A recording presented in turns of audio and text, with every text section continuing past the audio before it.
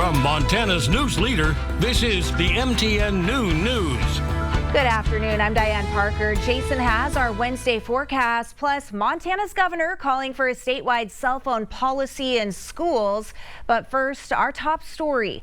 A tragic end to a chase Monday night in the Billings area as an innocent motorcyclist died due to impact from a fleeing truck pursued by the Yellowstone County Sheriff's Office.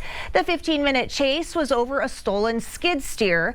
Yellowstone County Sheriff Mike Linder says at times his team did back off the pursuit to avoid oncoming traffic, but when the truck continued to flee, the ending was fatal as the driver crossed a busy street in North Billings and slammed into the motorcyclist. The driver of the truck, Jimmy Joe Flanagan, is now charged with vehicular homicide. MTN's Charlie Kleps looks into the policies behind pursuits. That chase ended up here near the intersection of North 20th Street and 4th Avenue North when the driver blew through a stop sign, striking and killing a motorcyclist. It's a tragic incident that's brought up one very serious question. When should law enforcement engage in a chase? Today, it looks just like any normal intersection. But on Monday night, it was the scene of a horrifying accident after a chase conducted by the Yellowstone County Sheriff's Office turned fatal. It's the loss of the civilian, and that's exactly what we're trying to avoid. The incident began when sheriff's deputies spotted a stolen excavator similar to this one on a trailer towed by a pickup on Interstate 90, according to Sheriff Mike Linder. Linder refused multiple interview requests about the event, instead providing a statement narrative. The deputies attempted to make a stop, but suspect Jimmy Joe Flanagan fled, taking the Lockwood Road exit. Flanagan then blew through a stoplight, and while doing so, the excavator slipped off the trailer and into the road near the Metra. Linder says Flanagan then proceeded the wrong way down several one-way streets before turning north onto 20th. Deputies re-engaged there as Flanagan ran stop signs on 1st, 2nd, and 3rd Avenues before hitting and killing the motorcyclist at the intersection with 4th. Flanagan fled on foot, but was caught a short time later. It's never easy to not pursue somebody that you want to apprehend. Billings police did not get involved Monday until the investigation phase. Their procedure on chase is called restrictive pursuit. It's not that we don't, because there are times where it's appropriate. Factors like past criminal history, time of day, the speeds of the chase, all with one question in mind. The risk of trying to apprehend this individual is worth the risk to the officers, the community. On Saturday, BPD found that chasing suspect Robert Lee Cannoli was worth the pursuit. Cannoli was arrested in a cornfield on the west end of town around 6 a.m. and is facing 10 felony counts. There was an absolute necessity that we took that individual into custody. But that isn't always the case. Linder did not share the sheriff's office policy Tuesday, but oftentimes BPD is less likely to chase suspects. A tough decision, but one Lennox feels confident in, especially after situations like this. But I think this kind of thing definitely reinforces the decisions that we've made and put in place. In Billings, Charlie Kleps, MTN News. Tuesday afternoon, another police pursuit in Billings, this one ending with one man behind bars and several police vehicles rammed. It began around 3 in the afternoon when the suspect initially rammed a patrol car on Midland Road. Police say the suspect then fled, striking several civilian vehicles along the way. Officers then located the suspect getting onto the interstate at South 27th Street heading east. Another traffic stop was attempted, but the suspect again speeding away. Billings Police and Montana Highway Patrol pursued the driver, eventually utilizing a pit maneuver to slow the truck down.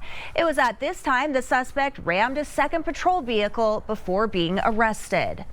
Billings police are on the lookout for a suspect considered armed and dangerous after a stabbing near Grand Avenue and 1st Street West Tuesday afternoon.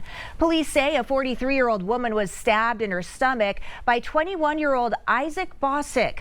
Bosick then fled the scene and has not been located. He's been described as Native American, about 6 feet tall and 170 pounds. He has brown hair, brown eyes, and was last seen wearing black shorts and black socks.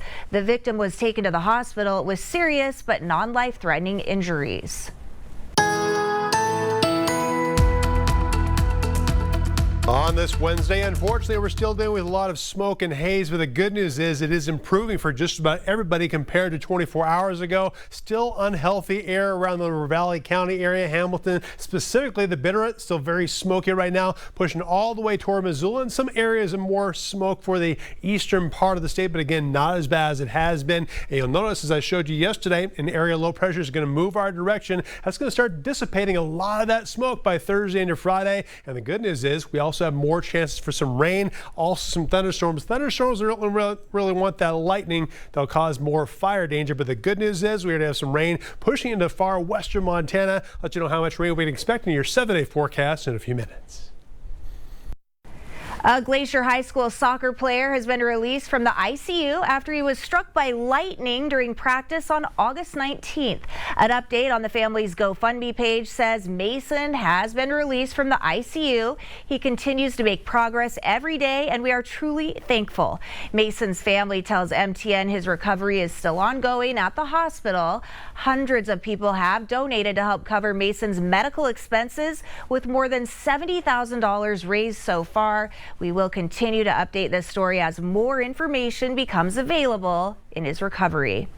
On Tuesday, Governor Greg Gianforte visited Superior schools to learn more about their cell phone policy. This comes a month after he wrote a letter to all of Montana's superintendents and school board trustees recommending a cell phone-free learning environment. MTN's Emily Brown reports.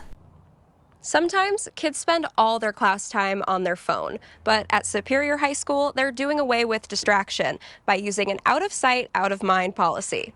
An average teenager cell phone gets over 200 notifications a day. It can be difficult when I'm trying to learn, trying to focus what the teacher's saying or what's on the board. I'm just thinking, in my pocket, I've got all these notifications that I need to check. At Superior High School, you won't find a phone in a student's pocket, since their policy makes sure devices are either in backpacks, lockers, or with teachers. I feel like the out-of-sight policy works really well, because if you're not looking at it, it's less likely to distract you. If you can't hear it, you're not thinking about it. So for me, I don't look at it, I don't hear it, I'm not thinking about it, I'm not distracted. Governor Greg Gianforte urged school superintendents to make their campuses cell phone free. So he stopped by Superior, which has a cell phone plan instead of ban, to get more insight. Cell phones are very addictive, and every time it buzzes, you want to know who's getting in touch with you.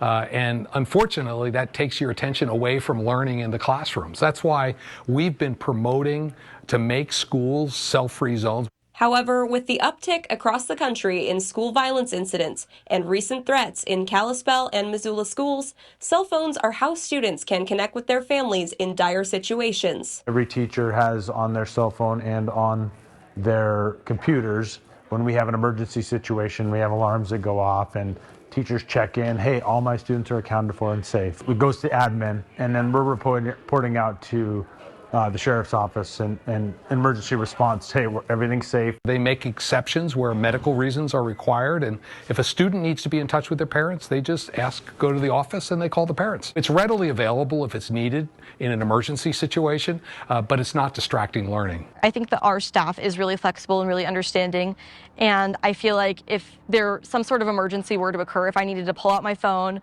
and call my mom or dad, then they would always say, sure, Lan, go ahead, that's okay. And in school, students say they are more involved with their friends and classmates. If I'm connecting with other kids at school without my phone, it's like a personal connection versus texting them, and it's not real. If you're talking to everybody else, you're building that connection, you're growing as a person. In Superior, Emily Brown, MTN News. The Montana Office of Public Instruction released the latest round of student assessment data, and the report shows math scores across the state are slightly up, while reading scores are slightly down. MTN senior political reporter Jonathan Ambarian breaks down the numbers. This year's statewide assessment scores for students from 3rd to 8th grade are based on just over half of the students in Montana in that age group. It's the last year that data will be based on the year-end Smarter Balanced assessment, as the state brings in a new through-year assessment model this year. Last year, just under 39% of students were reported at or above proficient in math. That percentage has increased each of the last 3 years, but it's still below where scores were before the COVID pandemic. For English and language arts, 44% of students are proficient or above, but that number has fallen each of the last 3 years after dropping from pre-COVID levels. Superintendent of Public Instruction Elsie Arnson says aggregate numbers may not be giving the full picture. There are multiple stories with just a single number. Let's put it that way. She says her office is more focused on cohort numbers, showing how proficient the same group of students has been each consecutive year. That data shows a drop in English and a bigger drop in math as they moved from 3rd grade to 8th grade. We've got a trend of data that has come since we've had the disruption of learning. Disruption of learning was COVID. We all remember that something was lost during that period of time. Arnson has long argued a year-end test isn't the best way to measure students' proficiency. This year, all Montana districts will be using the massed testing model, in which students will do 4 or 5 short testlets throughout the year instead of a large final assessment. If the federal government demands that we have an assessment tool, should it not also be one that Montana teachers can also use as a way of enhancing their teaching? The federal government has now also awarded Montana a $4 million grant to work on expanding the MAST program to science as well as math and English. Local level assessment results for individual schools and districts are now available on OPI's website. In Helena, Jonathan Amberian, MTN News.